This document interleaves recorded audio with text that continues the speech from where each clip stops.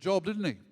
That's Pastor Mark Verghese from Kingdom City, and he did that for his church, but I just thought it was just as easy to watch that this morning. So you will receive an email, and it will give you very clear instructions of how you can respond to that as you need to today. So that's a very important day. Would you agree?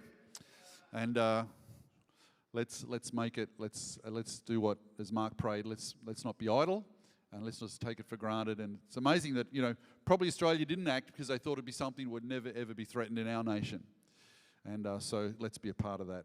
Wonderful. Well, this morning, as promised, I'm going to start a series called Turning Your Work into Worship.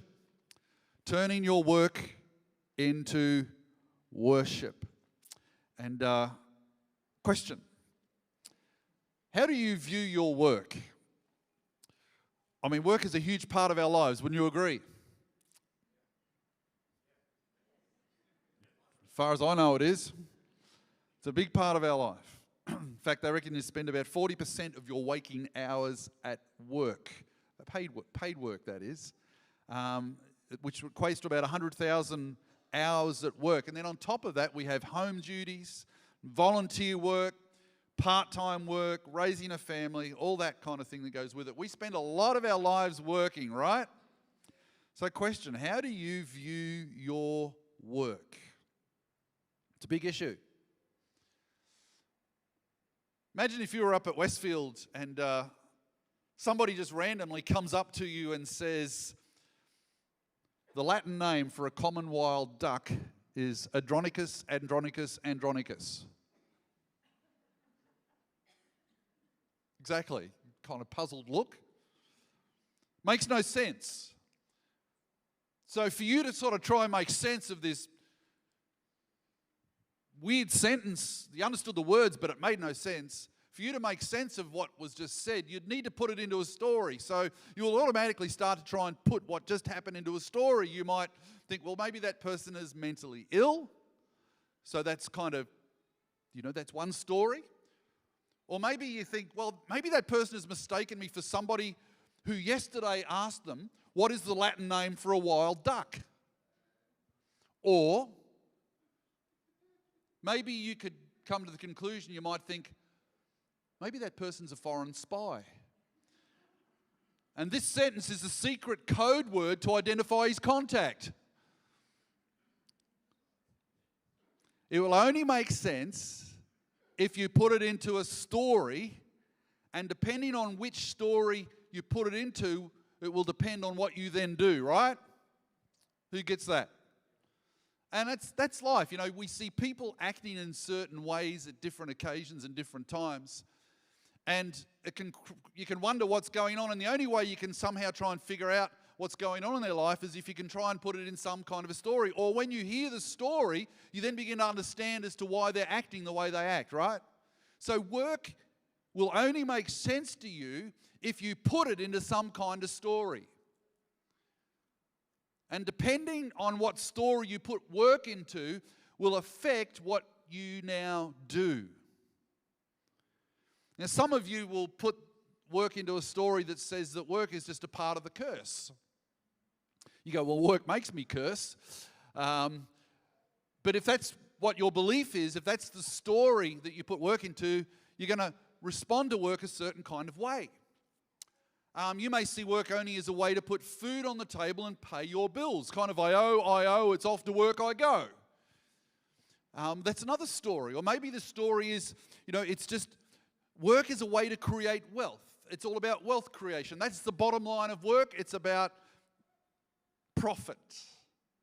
And if that's your story, if that's the story you put work into, if that's the bottom line of your work, you're actually in danger of sealing work off from the rest of your life.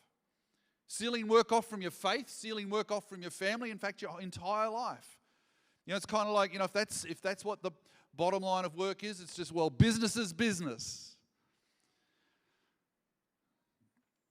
Maybe if work is the way that you find your identity or your status or your self-worth, if that's the story you place work into, let me tell you, you're going to be bipolar about work. If work's going well, it's going to go to your head, and you'll be probably more enthusiastic about it than maybe what you should. And if it doesn't go well, it's going to go to your heart, and you're going to be depressed, maybe beyond what you should, if that's the bottom line of your work. So what is the Christian story of work? What is a Christian worldview? What story do I put my work into? Well, in order to do that this morning, we need to go back to the original story. Is everybody with me? The original story. And we go right back to the book of Genesis. And we're only going to mention a few verses this morning because I think you'll get the gist of where we're going. So, firstly, what is the Christian story of work? Firstly, we see God working. God works. In Genesis chapter 2 and verse 7, look at what it says. It says, "Then the Lord God formed a man, Adam, from the dust of the ground and breathed into his nostrils the breath of life." He formed man. And so we see God working. And it's not just working in the way in which we talked about earlier, where, even when we see it, he's working. And it actually says he formed him. He formed him out of the dust of the earth. He gets his hands in the dirt. He takes raw material and he makes it productive. God does something creative. And the word formed, he says it formed man. Form means like a potter, to frame, to make. And he's creating something. He has something in his mind and he's making it. He's forming it. He's working to make something. God's working. And then we see when God visits the earth, when he sent his son Jesus, he didn't come as a philosopher or some general, but what did he come as? Come as a chippy. Come as a carpenter. God's a tradie. Who remembers that series? And that was all about, once again, taking raw material and making it productive and making it useful, improving what was in his hands and making something out of it.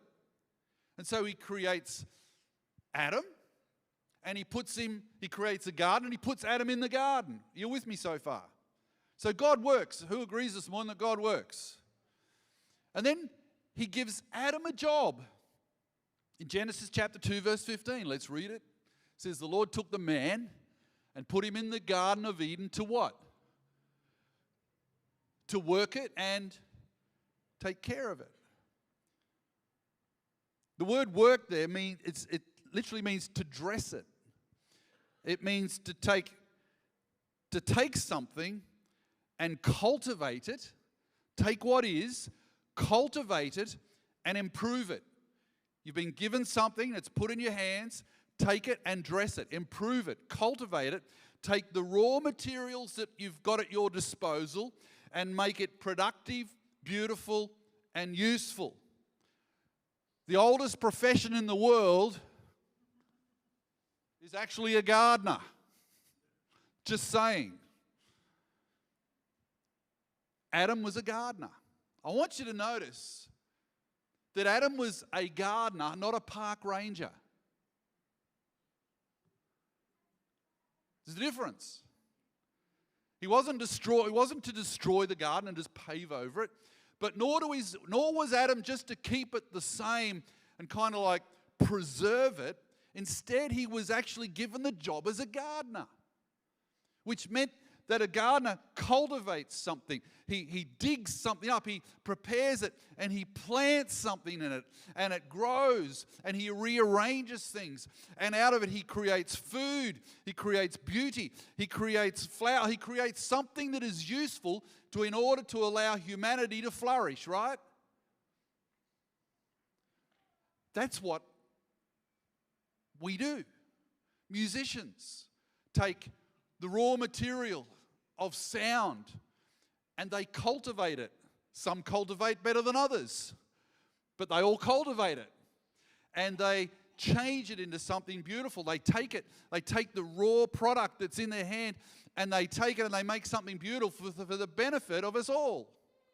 You get a writer, he takes the raw material of language and human experience and they turn it into narratives and meaning. We take an architect, they take have images of what raw material could be arranged to look like. You take a businessman, he takes the raw material of commerce and business opportunity, he cultivates it. Why? For the benefit of humanity. You see builders and tradies, they take raw materials, they cultivate it, and they reassemble it. Why? For the benefit of others, for the benefit of humanity. Are you hearing me this morning? And I could go on, and I probably will. But there's a whole list there we could go through. So work, in its original form, was taking raw materials and rearranging it to make it useful for the purpose of humanity flourishing. Are you with me? It's the highest purpose of work is to enable people to flourish. It's to enable other people to flourish. So God works and Adam works. But you know what? Adam wasn't meant to work alone. And so Genesis 1, we see that, in Genesis 1 it says, God says to Adam and Eve, be fruitful, multiply, fill the earth, and have dominion. And so they were to have dominion on the earth, not just lie around and be on a permanent holiday.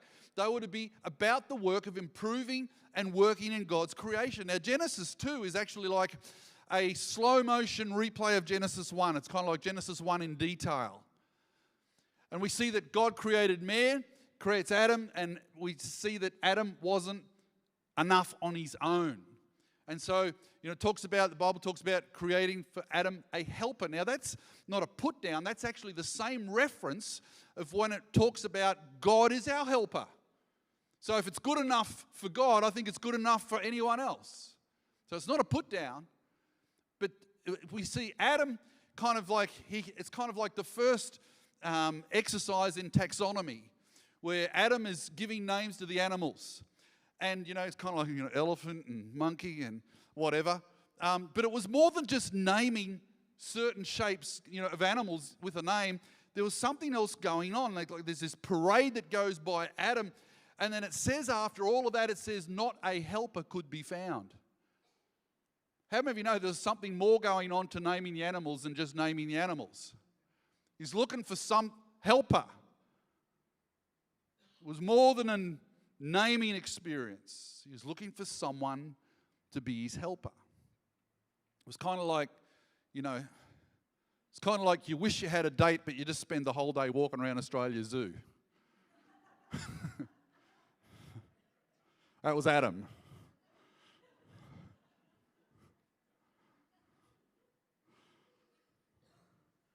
Then God puts Adam to sleep.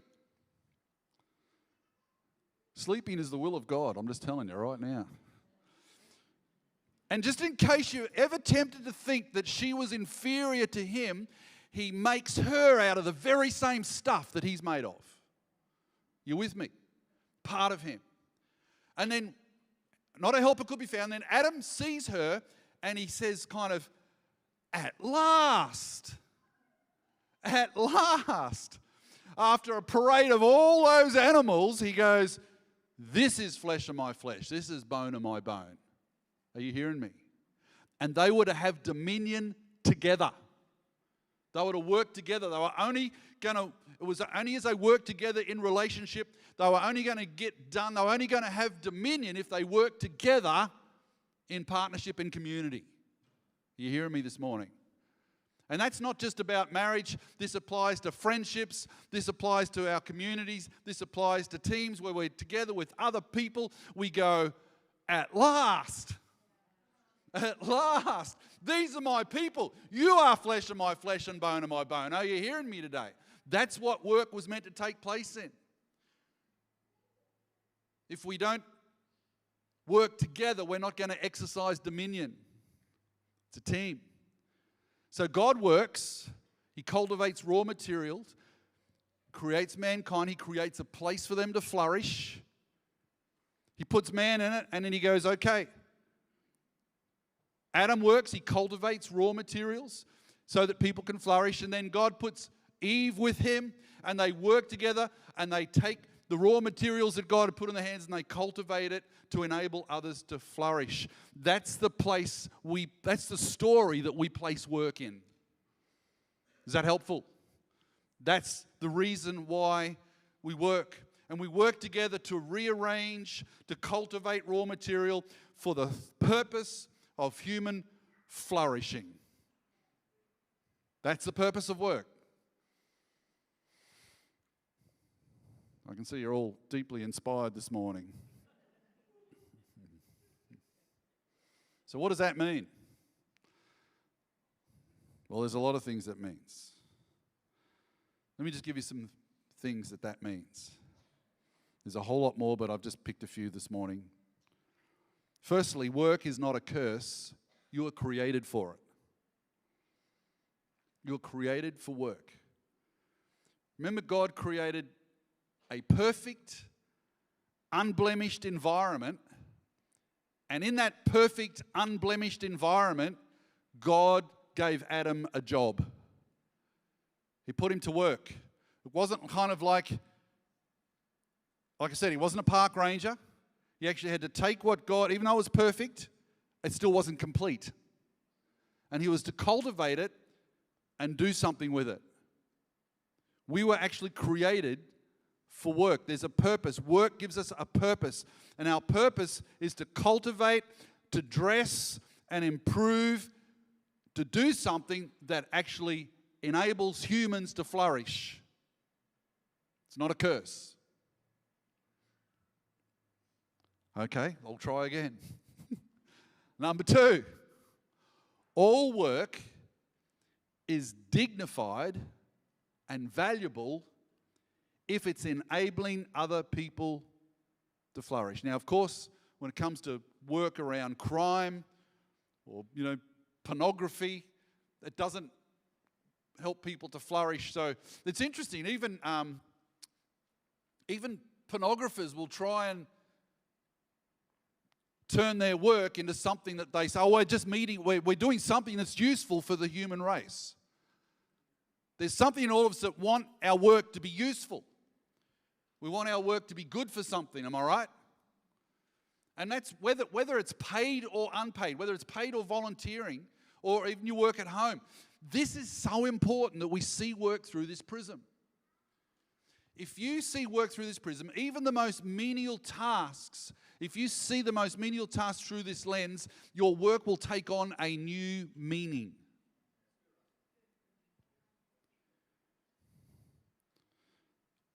I think I've probably got a little bit of a right to speak to this today because I am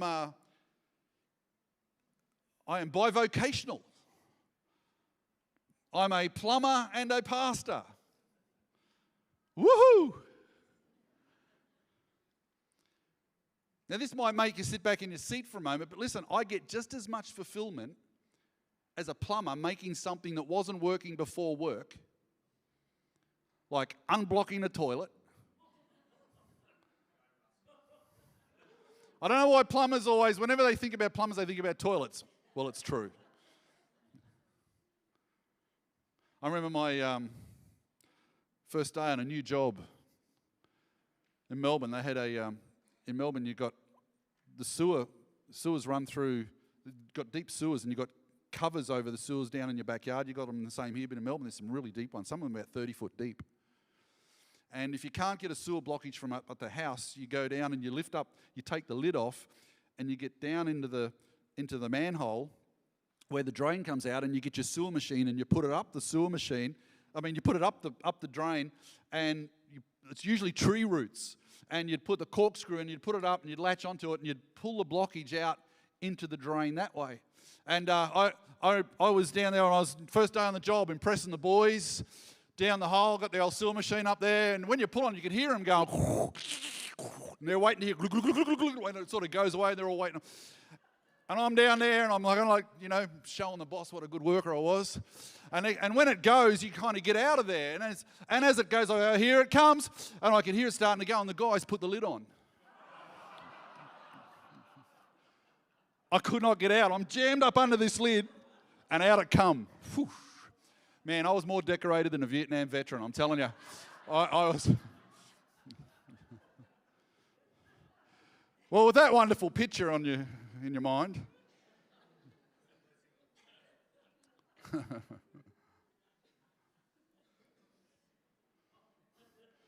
Listen, if your toilet's not working, you won't be flourishing, I'm telling you now.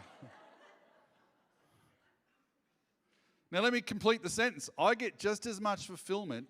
My work is just as valuable by making something work that's not working as it is if I'm preaching a sermon.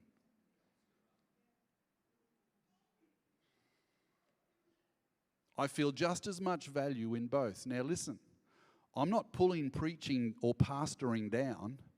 I'm lifting tasks and other things that we consider meaningless and lesser. I'm lifting them up. If we're doing something to serve and help another, it's just as valuable. Your work is just as valuable to God as anything else that you can do. Are you hearing that this morning? We have this hierarchy of work. I spent 2 years out of the ministry, plumbing full time. Do you know what? I found just as much fulfillment being Mr. Plumber out, and you don't stop being who you are. You still pastor people. People still want to tell you their story. You still minister to people. Why? Because my value does not depend on my title,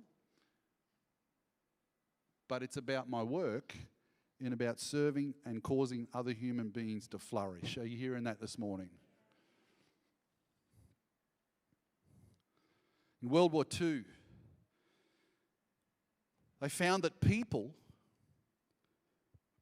for the first time in their life, in the armed forces, were often happy, fulfilled, and satisfied. Now, on the other hand, it was the worst time of their life and they would never want to do it again, but yet at the same time, it was one of the most purposeful times of their life. And the main reason they discovered was for the first time in their life, their work wasn't about their pay or their status. It was because something needed to be done in order for humanity to flourish. It was about humans flourishing, not profit or status. Let me tell you this morning, Dave, in here this morning cleaning so that you can come into a nice clean environment, that's just as valuable to God as the worship team up here leading the worship. Don't know if Dave's here this morning. Are you here, Dave? Sprung. Peter up the ladder, putting the globe back in. I don't think I heard any bad words, did I, Peter? That's just as valuable as any other ministry. It's just as valuable as this morning so that we could worship together around the words. Are you hearing me today? And if you see your work as enabling other people to flourish, it will become just as valuable. You will never look at your work the same again. You might have to use your imagination a little bit, but you go right ahead. All work is dignified when it's given to serve and help others flourish. What else does it mean? It means work has multiple bottom lines. The worldview of work is that it's about putting food on the table and it's about wealth creation.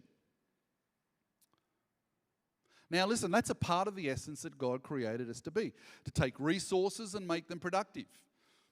The Bible is not against wealth creation, quite the opposite. And if you have a business and it's not making a profit, you will soon not have a business. So yes, it is about making a profit. It's one of the bottom lines, but it's one of the bottom lines. It's not the only one. If it is the only bottom line, listen, if profit and wealth creation is the only bottom line of your work, you will choose jobs purely because of the money. You'll become a lawyer not because that you're concerned about justice, but because of maybe it gives you a certain status. You might become, that's a soft target, I know, but I'm just using them as an example. You might become something with it that you never really wanted to do, but you did it just simply because of the status or the financial return if money is the only bottom line. You will overwork. You will constantly be on the move, maybe moving your family from pillar to post every time you see the opportunity of making some more money. And I'm not saying it's all, I'm just simply saying if that's the only bottom line, there's a whole lot of other bottom lines you've got to put into the picture.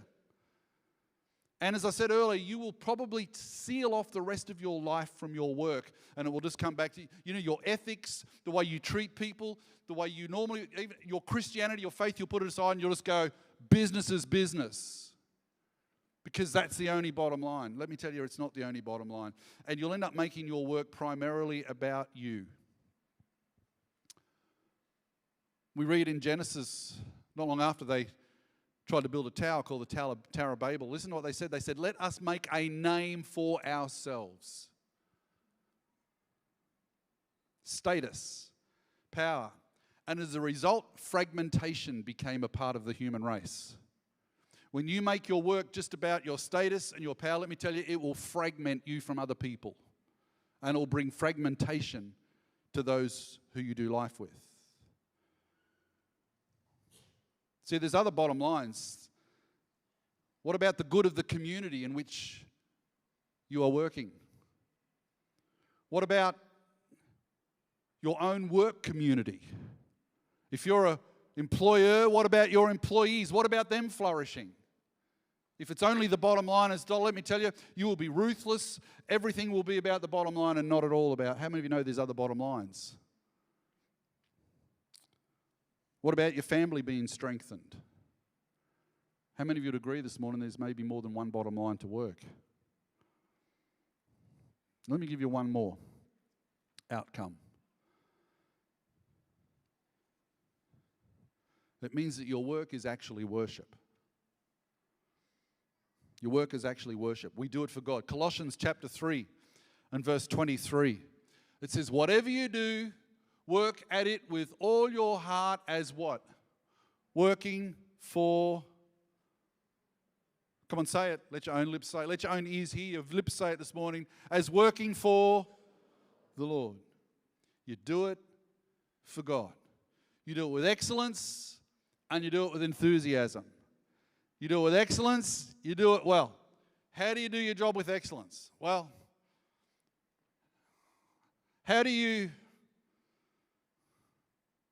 what makes a Christian airline pilot?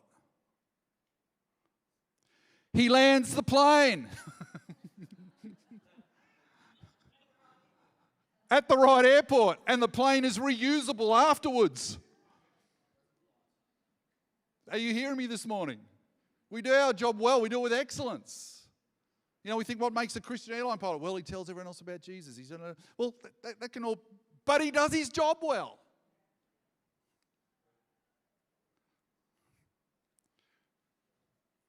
I told a few of the passengers about Jesus just as we were hitting the ground. Sorry, shouldn't have said that. I let that plane land. I shouldn't have. Never mind. And enthusiasm. Do you know enthusiasm? It's not just what you do, but it's how you do it. Enthusiasm is the word means in. Thus is God. It's God. Enthusiasm actually God's breath in us. God breathed. How many think Christians ought to be the most excellent, enthusiastic workers in the workforce? Not because we're working for some grumpy boss, whether your boss is grumpy or not, I'm just saying. But because as what we do, we work as unto the Lord. Because ultimately, your and my work is worship. Who believes that this morning? Listen, I'm done. Romans chapter 12 and verse 1 says, offer your bodies. In view of God's mercy, offer your bodies as a living sacrifice, holy and pleasing to God. This is your true and proper, or your reasonable act of worship. If you can find worship to 2 hours on a Sunday and the rest of the week that's not worship, you have completely missed the boat of what worship's about. And if you see work as worship, it will change worship when we come together here. One of the reasons we can't worship very well sometimes, if you're anything like me when you come to church, is because you haven't been worshiping with your work during the week. But when you start to see your work as your worship, no matter how meaningful, if you understand that your work has value because you're serving others, you're doing something for the flourishing of humanity, when you come to church on Sunday, it's going to be easy to worship God. Our work is our worship. Man, if the only time we worship God was for 2 hours on a Sunday, I think we're missing the whole point of worship. The whole point. Your work is your worship. We're the church gathered, and now we're the church scattered when we go from this place. And we take our worship with us wherever we go and whatever we do. We need to know the story that we're putting our work into this morning. Don't take a world view, the world's world view of just the bottom line, just putting food on the table, just working for the man. The fact is, understand today, we're doing it for God. We're taking the stuff that's put in our hands and we're rearranging, we're cultivating, we're doing the best we can with what we have, with the opportunity that we've got, and we're doing it as unto the Lord. Who believes that this morning? Let God bless the fruit of our work, and it totally can change the meaning of our work.